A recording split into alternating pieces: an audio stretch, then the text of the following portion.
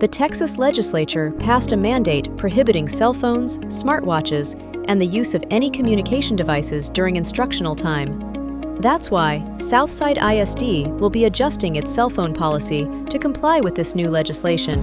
Students are allowed to bring their cell phones to school.